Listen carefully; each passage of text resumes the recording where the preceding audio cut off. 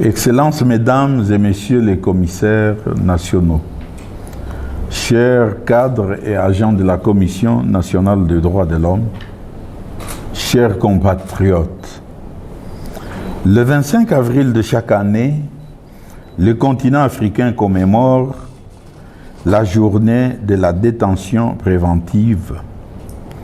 Cette date a été choisie par le réseau des institutions nationales africaines des droits de l'homme, RINADESH en sigle, dans la déclaration de Yaoundé du 23 octobre 2015, suite à la 10e conférence biannuelle tenue sur le thème « Prohibition et prévention de la torture, le succès, le défi, les opportunités et le rôle des INDH ». La déclaration de Yaoundé recommande de contribuer à une réduction de l'usage excessif de la détention provisoire, y compris par la promotion des réformes juridiques et des politiques pénales sur les alternatives à l'incarcération, les interventions parajuridiques, les avocats des gardes à des postes de police et l'évaluation de la détention préventive. Elle correspond par l'adoption par la Commission des droits de l'homme et des peuples des lignes directrices sur les conditions d'arrestation, de garde à vue et de détention provisoire en Afrique lors de sa 55e session ordinaire tenue à Luanda, en Angola. Selon la Commission de l'Union africaine, l'utilisation inutile et arbitraire de l'arrestation et la détention provisoire est un facteur contributif majeur à la surpopulation carcérale en Afrique. Il se nourrit aussi de la corruption, augmente les risques de torture et a des répercussions socio-économiques importantes sur les détenus, leurs familles et leurs communautés. Mesdames et messieurs, en ce moment solennel où le continent africain, dans son ensemble, commémore la journée africaine de la détention préventive que la CNDH-RDC a placée sous le thème « Recours légal et tempéré à la détention préventive, facteur du désengorgement des milieux carcéraux en République démocratique du Congo ». Cette journée est pour moi une occasion et un insigne honneur de marquer avec fermeté la volonté de l'institution que je dirige, non seulement sur la ligne de la lutte contre la détention préventive irrégulière, mais aussi et surtout de lutter en faveur de la décongestion des milieux carcéraux ainsi que de l'amélioration des conditions de détention, et ce, pour se conformer aux standards internationaux en la matière. Ce programme s'étendra sur l'ensemble du territoire national. Cette journée nous place également devant notre responsabilité d'évaluer les conditions carcérales desquelles dépendent certains autres droits liés à la santé, l'alimentation et l'environnement. À ce jour, notre pays ne dispose pas d'un nombre suffisant de prisons. Pour le peu qui existe, il se pose un problème de surpeuplement. Parmi les cas les plus alarmants figure la prison centrale de Makala, conçue à l'époque pour une capacité d'accueil de 1500 personnes. Elle compte à ce jour 11 031 détenus, dont 9 060 le sont du fait des juridictions civiles, tandis que 1397 détenus proviennent des juridictions militaires. La majorité de ces détenus le sont provisoirement, c'est-à-dire sans procès ni jugement, et parfois sans motif apparent. Les dossiers de certains détenus manquent pour la plupart des pièces maîtresses justifiant leur détention, dont les ordonnances de mise en détention préventive, ODEP, et les ordonnances confirmant la détention préventive, OC. Toutefois, en attendant que leur situation se régularise, ces détenus subissent la faim, les maladies, le manque d'hygiène et la promiscuité. Pourtant, la Constitution du 18 février 2006, telle que modifiée à ces jours, le pacte international relatif aux droits civils et politiques, ainsi que le décret du 6 août 1959 portant code de procédure pénale font de la détention préventive mieux provisoire, une mesure exceptionnelle qui ne peut être prise que dans la stricte observance des dispositions des articles 27 à 31 du décret susdit. Par ailleurs, cette mesure devient souvent abusive lorsqu'elle se prolonge au-delà du délai légal prévu à l'article 31 du Code de procédure pénale et lorsque la personne inculpée reste maintenue dans cet état sans qu'elle soit présentée devant les juges en chambre du conseil dans le délai prescrit par la loi. Les cachots deviennent alors des endroits où les traitements cruels, inhumains ou dégradants sont le plus utilisés sous prétexte de punitions disciplinaires. La torture et les sévices règnent à ces endroits parfois pour forcer les gardés à vue à passer aux aveux.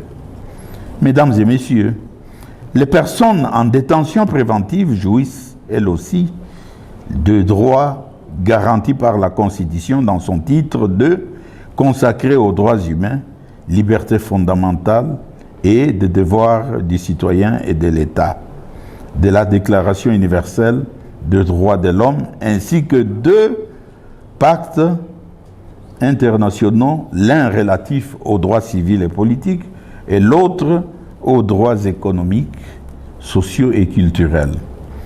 En effet, le surpeuplement du milieu carcéral en République démocratique du Congo a pour conséquence la médiocrité des prestations en termes de nourriture et de soins de santé, du reste précaire, mais aussi la dégradation de l'environnement carcéral.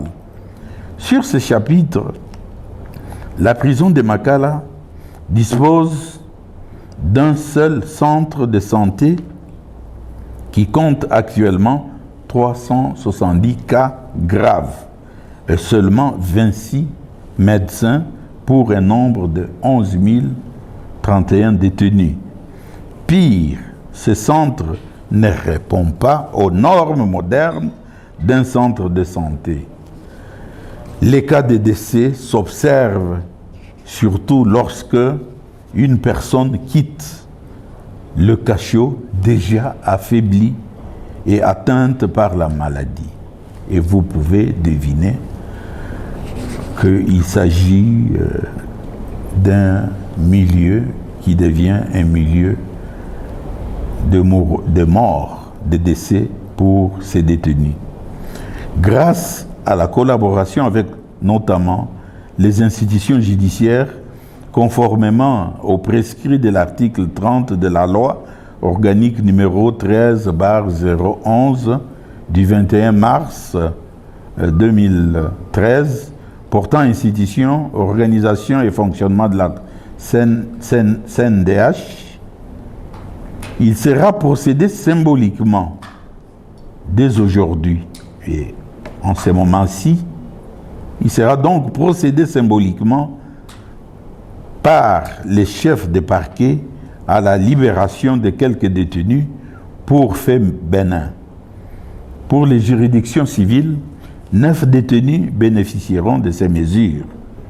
Et seuls militaires, 56 détenus vont également bénéficier de ces mesures, c'est-à-dire la libération dès aujourd'hui.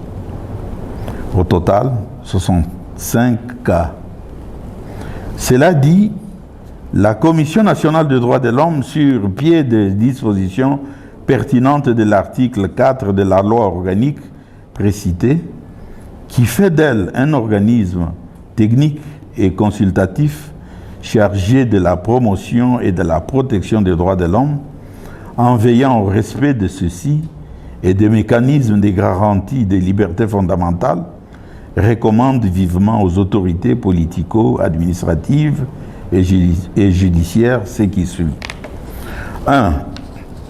Harmoniser l'administration des parquets et celle des différentes prisons, ce pour éviter l'inadéquation entre celles-ci dont les conséquences sont préjudiciables aux détenus préventifs. 2. Doter l'ensemble des prisons, chacune d'un centre de santé digne et répondant aux normes modernes avec un personnel qualifié. 3. Renforcer rigoureusement l'inspection du travail des magistrats de parquet. 4.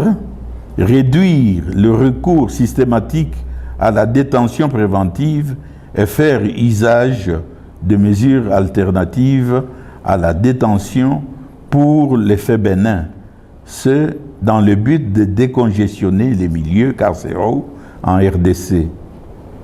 5. Recourir fréquemment à la procédure de libération conditionnelle afin de contribuer au désengorgement des milieux carcéraux. 6. Organiser semestriellement des journées scientifiques de mise à niveau des magistrats, OPJ, APJ sur la détention préventive. 7. Instruire aux différents services judiciaires de faciliter à la CNDH son travail de monitoring dans les cachots et centres pénitentiaires dans le cadre de son rôle. 7.